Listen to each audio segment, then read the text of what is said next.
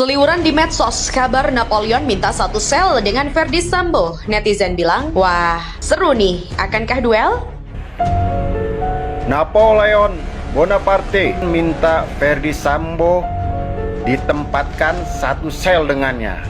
Waduh, ntar kayak MKC lagi, bonyok. Momen kasus ini bisa menjadi momentum awal untuk membongkar skenario dalam peristiwa-peristiwa lain yang terjadi sebelumnya.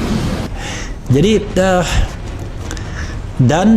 ya ada yang mengatakan bahwa ini satu soal Irjen Ferdy Sambo ditangkap ya. Saya mengapresiasi keluarga besar Joshua dan para penasihat hukum yang sudah memberikan seruan dengan keras sehingga membuat Polri mau terbuka dan bahkan mau memperbaiki kesalahan yang telah dilakukannya terdahulu. Dengan pengumuman 2 hari lalu, Selasa ya, itu membuktikan bahwa tidak semua polisi itu brengsek.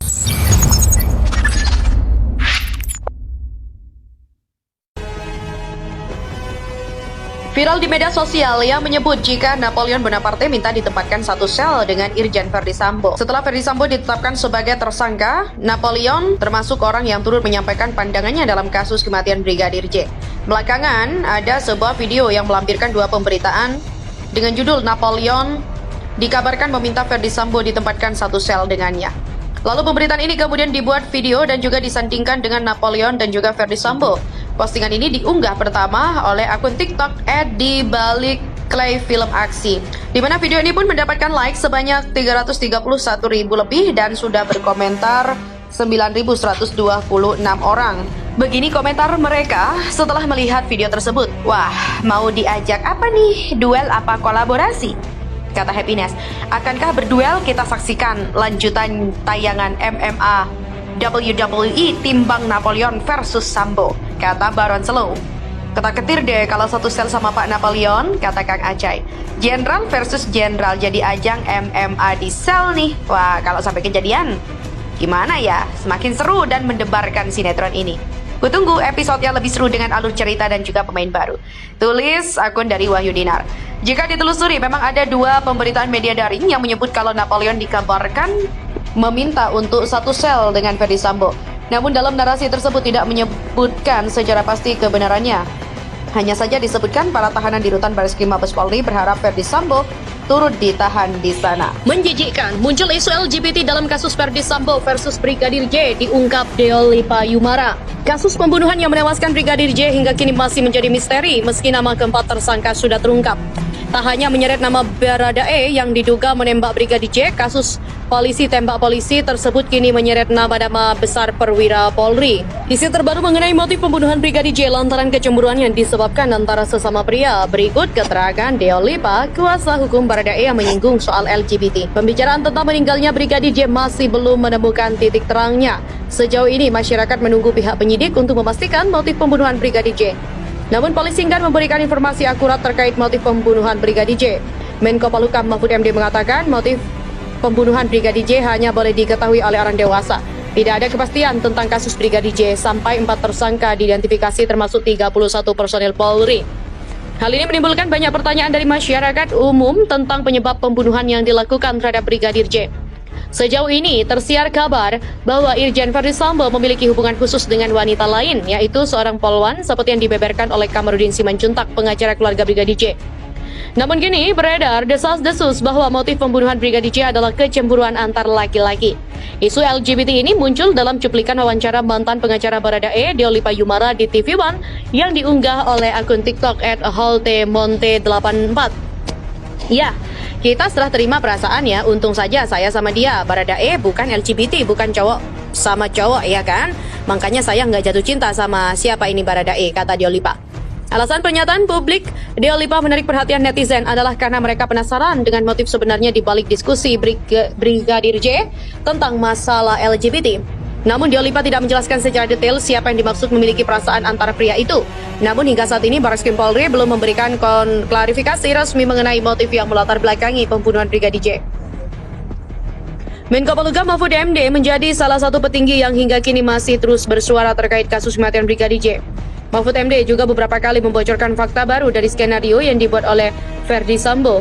Mahfud MD juga memang tak terang-terangan mengiliti kasus yang mencoreng citra kepolisian ini.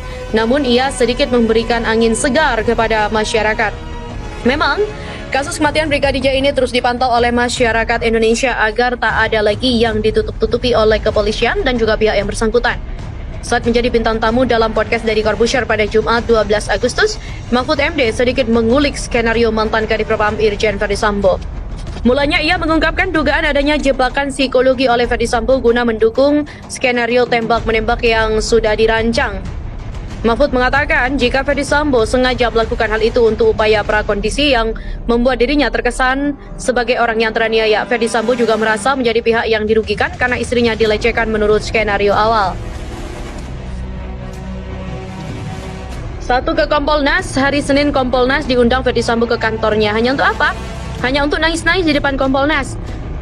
Saya, Verdi Sambo teraniaya. Kalau saya sendiri ada di situ, saya tembak habis dia, katanya begitu. Demikian kata Mahfud MD.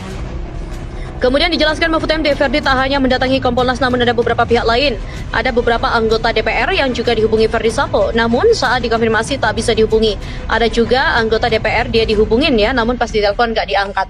Mahfud menjelaskan, jika dirinya awalnya hanyalah memantau semua yang terjadi, namun ia merasa banyak kejanggalan dalam kasus ini. Sebagai orang yang memiliki jabatan, Mahfud juga mencoba bertanya kepada pihak lain yang sudah berkomunikasi dengan Sambo dan istrinya. Mahfud menyebut jika kasus ini termasuk kasus besar dan cukup sulit untuk diungkapkan. Oleh karena itu, hingga kini motif perlakuan Verdi Sambo pun belum dijelaskan ke khalayak luas. Di mana sebagai Menko Polhukam Mahfud MD ternyata juga sempat dinilai terlalu ikut campur, namun ia tak peduli karena berniat untuk menunjukkan kebenaran. Oleh sebab itu, Mahfud MD mendorong pihak terkait untuk melakukan beberapa cara agar kasus ini bisa selesai dengan sebenar-benarnya. Kemudian Mahfud MD membenarkan ucapannya. Bukan kata Polri, kata penyidik dan juga pendukung Sambo di kepolisian. Menurut Mahfud, jika tak melakukan otopsi ulang, maka kepercayaan publik akan hilang. Kemudian Deddy Corbusier penasaran apakah semua hal yang terjadi atas perintah Menko Polhukam. Dengan tegas Mahfud itu menyangkal. Menurutnya ia hanya memberi dorongan sesuai dengan usulan publik yang dinilai masuk akal. Dijelaskan oleh Mahfud MD, jika masih banyak pihak yang ingin menutupi kasus ini sebab takut namanya ikut terseret. Deddy pun penasaran dengan nama-nama yang akan ikut terseret dalam kasus ini. Dijawab Mahfud jika dalam kasus ini sudah ada 31 nama yang ikut terseret. Namun Mahfud menyentil jika kasus judi, narkoba dan lainnya juga diungkap maka akan banyak lagi nama-nama baru. Ia juga menyebutkan jika dirinya sudah mengetahui fakta dari kasus ini, namun memang bukan kewenangannya untuk membongkar. Lebih lanjut ia juga menyebutkan jika laporan pelecehan seksual yang dialami Putri Chandrawati sudah dicabut.